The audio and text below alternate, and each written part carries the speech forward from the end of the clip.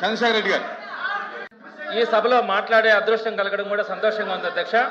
ఈ సృష్టి జననానికి గమనానికి కారణం ఆ దేవదేవుల అధ్యక్ష. ఈ విశ్వంలో వెంకటాద్రికి సమానమైన పుణ్యక్షేత్రం, వెంకటేశ్వర స్వామికి సమానమైన బిజినెస్ డిసైడ్ చేసుకున్నారు.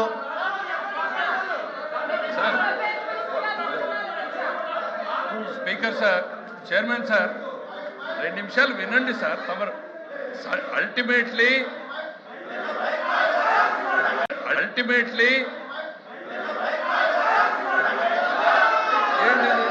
ఏంటి సార్, ఏం జరుగుతుంది సార్? చెప్పండి చెప్పండి.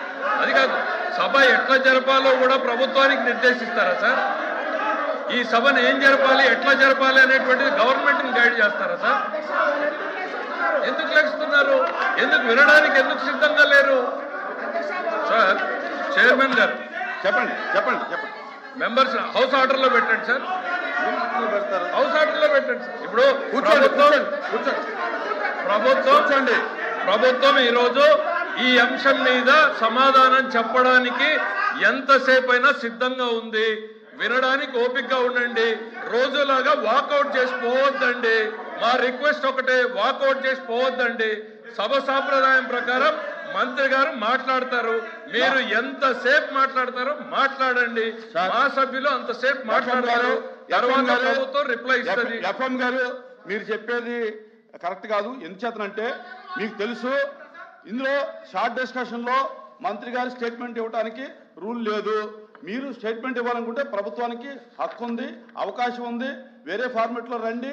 వేరే ఫార్మెట్లో వస్తే కనుక నేను ఖచ్చితంగా ప్రభుత్వానికి ఆ అవకాశం ఇస్తాను.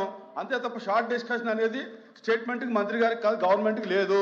అంచేత ప్రతిపక్షానికి ఫస్ట్ స్టార్ట్ చేసేటటువంటి అవకాశం ఉంది కాబట్టి నేను ప్రతిపక్షానికి ఇచ్చాను. సార్ ఒక్క నిమిషం సార్, తమరు సార్ మంత్రి గారు డిస్కషన్ వద్దండి. గవర్నమెంట్ వర్షన్ వినకపోతే ఎట్లా సార్? సార్ తమరు ఒక అభిప్రాయాన్ని వ్యక్తపరిచారు, స్టేట్మెంట్ ఇవ్వడానికి గవర్నమెంట్ కి నేను పర్మిట్ చెయ్యను అని. నేను ఒక కమ్యూనికేషన్ చేయనల్లా మీరు రాంగ్. నేను షార్ట్ డిస్కషన్ లో పర్మిట్ చేయను తప్ప ప్రభుత్వానికి స్టేట్మెంట్ ఇచ్చేటటువంటి అవకాశం అర్థమైంది sir. I'm not debating. Short discussion లో మీరు ఇవ్వను అని అన్నారు. నేను ఒక కమ్యూనికేషన్ చదువుతాను సార్.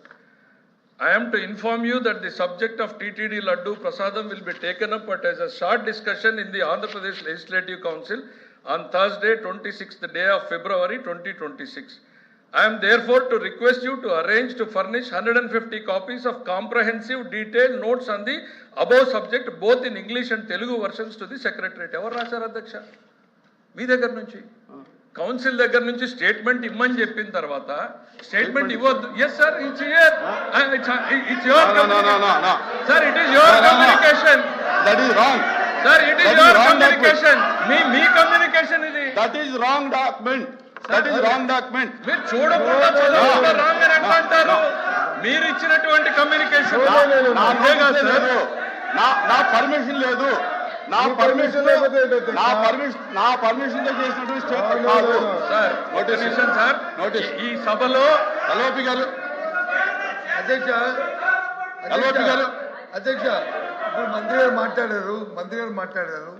నేను ముందే మిమ్మల్ని అడిగాను సార్, స్టేట్మెంట్కి ఏమైనా సరే గవర్నమెంట్ నుంచి వచ్చి ఇవ్వడానికి వచ్చి కాపీలు తయారు కదా, మీ దగ్గరికి వచ్చిందా, ఏమైనా దాని మీద ఏమైనా పర్మిషన్ ఉందా అంటే నాకు ఏది రాలేదు, రూల్ పాయింట్ ముందర చూడండి, రూల్ లేదని మీరు నాకు చెప్పారు.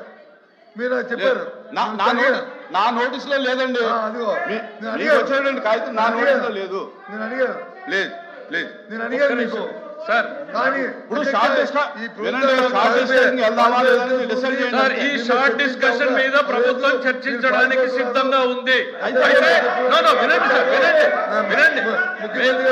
అన్ని కూడా అబద్ధాలు మీద దోపిడీ చేయడానికి ఈ ప్రభుత్వం చేస్తుంది. ఇవన్నీ అబద్ధాలు. దమ్మండి అంటే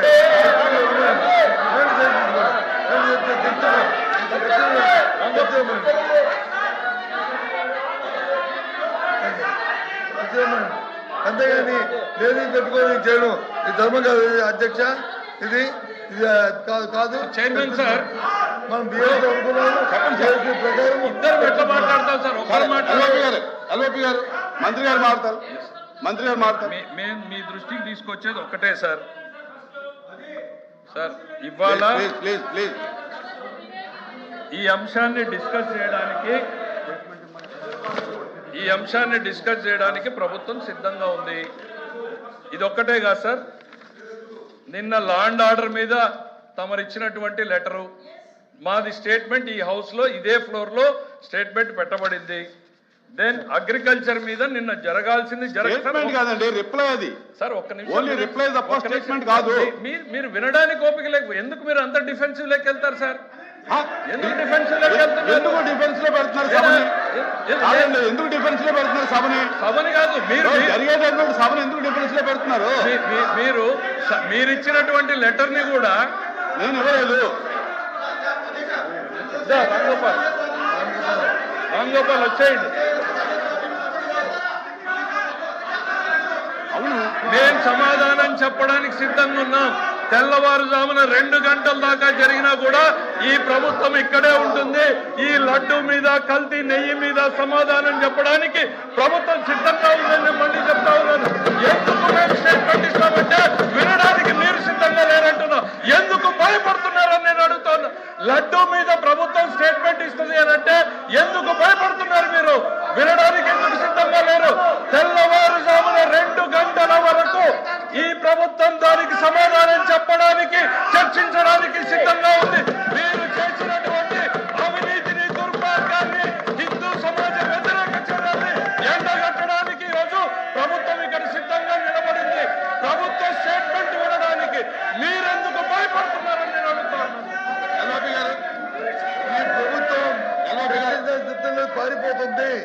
ఇంతవరకు చెప్పినన్ని కూడా సత్యతరమైనవి అబద్ధాలు, దోపిడీ కోసం, వాళ్ళు హెరిటేజ్ వచ్చి దోచిపెట్టడానికి కోసం ఈ అంశాన్ని తీసుకొచ్చారు. ఆ దేవదేవుణ్ణి అబాధులు సృష్టించి వీళ్ళు ప్రభుత్వం కోసం, వీళ్ళు 2 గంటల వరకు కూడా తెల్లవారుజాము వరకు చర్చిద్దాం. దయచేసి వాకౌట్ చేయొద్దు. దయచేసి వాకౌట్ చేయొద్దు. ఉండండి. దయచేసి వాకౌట్ చేయొద్దు. ఉండండి. వినండి. ప్రభుత్వం స్టేట్మెంట్ ఇస్తుంది. ప్రభుత్వం స్టేట్మెంట్ ఇస్తుంది. వినండి. చర్చిద్దాం. దయచేసి వాకౌట్ చేయొద్దు. ఎందుకు భయపడుతున్నారు? ప్రభుత్వం స్టేట్మెంట్ ఇస్తుంది. ఎందుకు భయపడుతున్నారు? ఎందుకు భుజాలు సహకరించండి, దయచేసి చర్చించండి. ఎందుకు భయపడుతున్నారు? ఎందుకు భయపడుతున్నారు? విచిత్రంగా ఉంది. సిద్ధంగా ఉందంటుంది, ప్రతిపక్షం సిద్ధంగా ఉంటుంది అంటుంది. భయపడుతున్నారు.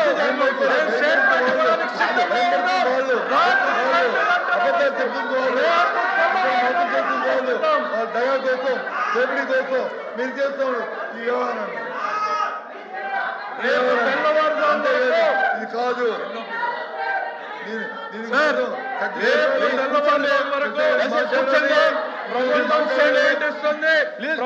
స్టేట్మెంట్ మీద చర్చ చేయండి.